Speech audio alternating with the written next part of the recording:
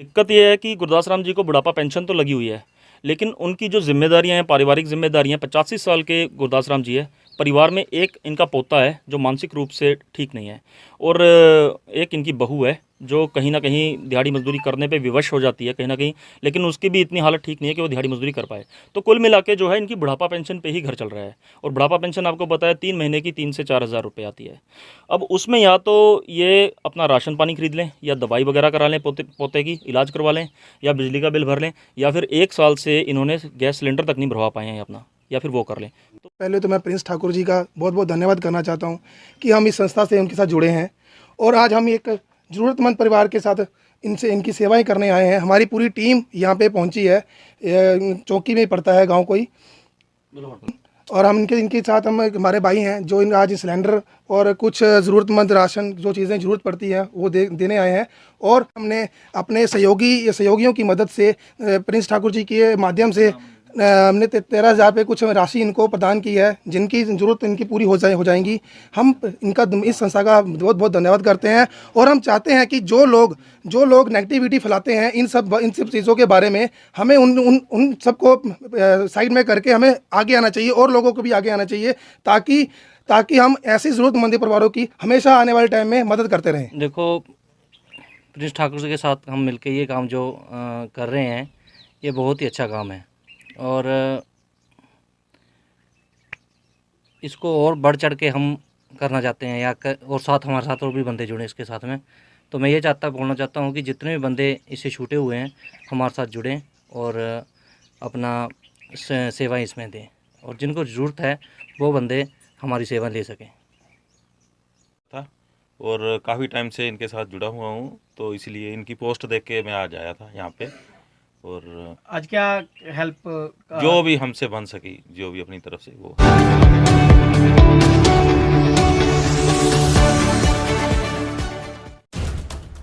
जिला ऊना के चिंतपूर्णी विधानसभा क्षेत्र के अधीन आती पंचायत चोल के गांव भल्लोन के निवासी गुरदास राम, जिनकी आयु लगभग 85 वर्षीय है और आंखों से देख भी नहीं पाते। वहीं अगर इनके परिवार की बात करें तो इस परिवार में गुरदास राम की बहू आशा देवी, जिनकी उम्र लगभग 60 साल के आसपास है, और इसी घर में इनका बेटा अंकुश रहता है, जो कि 30 साल के आसपास बताया जा रहा है, और वो दिव्यांग है। मामला ये है कि आपको बताने का प्रयास करते हैं कि इस घर के मुखिया गुरदास राम, जो कि आंखों की बीमारी समस्या के कारण देख नहीं सकते, उम्र 80 के पार है, इसी कारण दिहाड़ी लगाने में भी असमर्थ है। पेंशन के नाम पर 3 महीनों बाद सरकार की ओर से 4500 रुपये की राशि इनको मिलती है, लेकिन बात अब यहाँ ख़त्म नहीं होती। ना तो इनके पास ज़मीन है और ना ही घर में कोई कमाने वाला। इनकी पेंशन का अधिकतर भाग अपने पोते अंकुश की बीमारी पर लग जाता है। लोगों से मांग कर बड़ी मुश्किल से खाना पीना मिल पाता है। प्रधानमंत्री आवास योजना के तहत पंचायत ने कमरा और बरामदा तो किसी प्रकार डाल दिया, लेकिन शौचालय न होने से भी महिला आशा देवी को परेशानियों का सामना उठाना पड़ रहा है। इस घर के मुखिया गुरदास राम की गाथा सुने तो मन बड़ा ही दुखी होता है। घर के हालात, यहाँ खाना बनाने के लिए रोज शाम को चूल्हों के आगे जद्दोजहद करनी पड़ती है। वहीं आशा कुमारी ने अपने 30 वर्षीय बेटे अंकुश, जो कि मानसिक रूप से परेशान है, उसको संभालने में पूरा दिन कैसे निकल जाता है पता ही नहीं चलता। यहाँ खाना बनाया जाता है, उसी के बगल में टूटी हुई चारपाई पर घर के बुजुर्ग अपना समय निकाल रहे हैं। आशा देवी की माने तो उनका कहना है कि बेटे की हालत को देखते हुए वो घर से पिछले काफ़ी सालों से बाहर ही नहीं निकली, और सगे संबंधियों से भी उन्हें कोई भी सहारा नहीं मिला। इस परिवार की हालत इतनी दयनीय है कि घर में बिजली तो है, लेकिन इस गर्मी को दूर करने के लिए पंखा नहीं। घर में गैस सिलेंडर है, लेकिन उसमें गैस भरवाने की हिम्मत नहीं। घर में शौचालय तो है, लेकिन ना तो उसकी चार दीवारी है और ना ही उसकी छत। एक कमरे में ये लोग अपने जीवन के जीने के लिए मजबूर हैं। जब इस बात की जानकारी ऊना के एक समाज सेवी संस्था को पता चली तो उनकी टीम तुरंत पंखा, राशन, गैस सिलेंडर और कुछ नगद राशि लेकर मौके पर पहुंची। उन्होंने देखा कि हमें बताया गया था कि इस परिवार की हालत बद से बदतर है। समाज सेवी संस्था इंडियन हेल्पिंग हैंड के चेयरमैन प्रिंस ठाकुर और उनके सदस्यों ने हमारे संवाददाता पंकज कतना से बात करते हुए बताया कि इस परिवार की हालत को देखते हुए आज यहाँ पहुँचे हैं और हमने इस परिवार को गैस से भरा सिलेंडर, एक छत वाला पंखा, घर की ज़रूरत के लिए राशन एवं लगभग 30,000 रुपये अकाउंट में और 13,000 की इनको फौरी राहत के रूप में राशि दी है। संस्था के सदस्य ने आगे बढ़ते हुए इनके बिजली के बिल, हर माह गैस भरवाने और 1 साल का राशन देने की बात कही।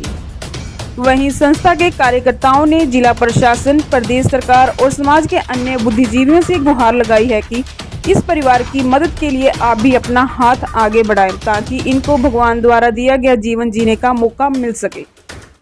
क्या दसा, मेरा दिमाग नहीं काम कर। आ समस्या तो यह हुआ पे इन्होंने बच्चों का सोचो। ये बच्चे मैनू कोई ये नहीं, मैं इस बच्चे वाला देखेगा। ये बोलता था मैनू भर्ती कराओ, उत्ते से कम खा गया है। नाले दिहाड़ियाँ करता था, बड़े कम करता था महाराज, बड़े कम करता था। हुण पता नहीं क्या हो गया क्या नहीं। हुण घर किद्दां चल रहा? हुण तंगिया च ही है, तंगी है। राशन पानी वगैरह किद्दां करदे हुण? दवाइयां तुसी दिया करते हैं राशन, दवाई कादी दीजिए तो बुरी हालत है। तुहानू पेंशन आंदी है? आंदी 3 महीने। कितनी आंदी? 3 महीने कितनी आंदी? मैनू आंदा 4,000, 4,500, 10, 500, 4,000। इन्हों मैं तो उहदे चों भी नहीं खाता, बंड देंदे चलो खाओ, कोई गल नहीं। मुंडुए नूं लगा करदे, मुंडुए पर ला करदा, मैं क्या करा। हुण मेरियां हक ही नहीं सुनदा, क्या कित्थे जा। ये मामला जो है पिछले 1 साल से करीब हमारे पास था। पहले प्रधानमंत्री आवास योजना में ये घर बना था, गुरदास राम जी हैं ये, तो इनका घर बना था, ये एक कमरा बना था। और उसके बाद मैंने आज दोबारा 1 साल के बाद यहाँ आया हूँ, तो इस परिवार की स्थिति टस से मस नहीं हुई, ज़रा भी नहीं सुलझी। दिक्कत ये है कि गुरदास राम जी को बुढ़ापा पेंशन तो लगी हुई है, लेकिन उनकी जो जिम्मेदारियाँ हैं, पारिवारिक जिम्मेदारियाँ, 85 साल के गुरदास राम जी है। परिवार में एक इनका पोता है जो मानसिक रूप से ठीक नहीं है, और एक इनकी बहू है जो कहीं ना कहीं दिहाड़ी मजदूरी करने पे विवश हो जाती है कहीं ना कहीं, लेकिन उसकी भी इतनी हालत ठीक नहीं है कि वो दिहाड़ी मजदूरी कर पाए। तो कुल मिला के जो है इनकी बुढ़ापा पेंशन पे ही घर चल रहा है, और बुढ़ापा पेंशन आपको बताया 3 महीने की 3 से 4,000 रुपये आती है। अब उसमें या तो ये अपना राशन पानी खरीद लें, या दवाई वगैरह करा लें, पोते की इलाज करवा लें, या बिजली का बिल भर लें, या फिर 1 साल से इन्होंने गैस सिलेंडर तक नहीं भरवा पाए हैं अपना, या फिर वो कर लें। तो दिक्कतें काफ़ी है इस परिवार की, लेकिन कहीं ना कहीं मूक दर्शक बने हुए हैं, या तो समाज बना है या शासन प्रशासन बना हुआ है। मतलब सबको इस चीज़ के ऊपर ध्यान देना चाहिए था, और मुझे समझ में नहीं आता कैसे इन्होंने कोविड का टाइम काटा है। अभी यह है कि जो अपने सारे भाई बहन हैं जिन्होंने इतनी सेवाएं दूर दूर से, जब हम पिछले हफ्ते ये पोस्ट हमने डाली थी तो काफ़ी भाई बहनों ने जो इंडियन हेल्पिंग हैंड्स किया या इंडियन हेल्पिंग हैंड्स से बाहर हैं और लोग हैं, वो सब सामने आए हैं। और हमने उसमें अकाउंट नंबर दिया था गुरदास राम जी का, जिसमें 25 से 30,000 रुपये अलग से आया, और कुछ मेरे पास राशि इकट्ठी हुई है 13,000 रुपये। तो वो एक इनको हम फौरी राहत दे रहे हैं फ़िलहाल। साथ में अपने भाई हैं इसी गांव से रिंकू भरद्वाज जी, उन्होंने बेड़ा उठाया कि 6 महीने का सिलेंडर, गैस का सिलेंडर हर महीने मैं भरवाऊँगा, और राशन का जो है हम डिपू को राशन के पैसे देंगे ताकि 1 साल तक इनको राशन जो है फ़िलहाल फ्री मिलता रहे। और एक अपने डॉक्टर साहब हैं पालमपुर से, डॉक्टर राम, जो कि कोशिश कर रहे हैं कि हिमोत्कर्ष की तरफ से इनको कुछ पेंशन और लगवाई जाए।